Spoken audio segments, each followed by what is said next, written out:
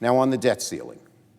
Before the end of this week, the Senate must get a bill to the President's desk to address the acute crisis of the debt limit.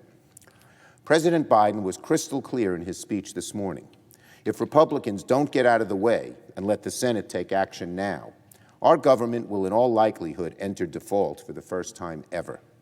Sadly, the Republican position as the party of default has now become so extreme that they've blocked every single attempt to prevent a default from happening, putting our country in serious, serious danger. They've gone so far as rejecting their own requests for how the debt ceiling should be raised. Their own requests. We're putting those in action. They're now saying no. Why do you think? Why do you think? And now the Republican leader has repeatedly stated that the Democrats must raise the debt ceiling on our own, and he's directly cited precedents of 2003, 2004, and 2006, when the Senate voted to raise the debt ceiling by a majority vote. But what he conveniently and repeatedly ignores, and he knows better, he ignores that in each of those examples, the minority allowed an up or down vote without a partisan filibuster. In other words, the other side said, get us the 50 votes, and we won't make you get to 60. That's just what we're asking for now. We're proposing the same offer now, which Leader McConnell has cited. Let us vote to raise the debt ceiling without a partisan filibuster. In fact, this was the thrust of my consent request last week, which would have resolved this Republican-driven default crisis with an up or down vote. Republicans could have gotten their chance to vote no, and we could all have put an end to this needless impasse. But given the easiest way out of the mess, the Republicans still refused to take yes for an answer.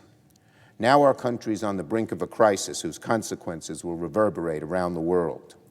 The bottom line is this chamber must pass legislation to avoid a default. Accordingly, I will soon file cloture on the House-passed proposal that will suspend the debt limit until December of 2022. We aren't asking Republicans to support it when it comes time for a vote. We only ask that they get out of the way as Democrats pass it on our own, just as the majority party did in the early 2000s. It's really that simple. If Republicans want to vote to stop payments from going to Social Security recipients or veterans, then be my guest. But they ought to get out of the way and let the legislation pass the Senate. The fact is, we don't have the luxury of waiting until October 18th to extend the debt ceiling. Even a near miss can have dramatic consequences. Every single day we delay taking action, we increase the chances of doing irreversible damage to our global financial system, our economic recovery, and trust in our country's ability to pay its debts. So again, we will need to get a bill extending the debt ceiling to the President's desk by the end of this week. We aren't asking Republicans to vote yes, even though it's debt that they incurred.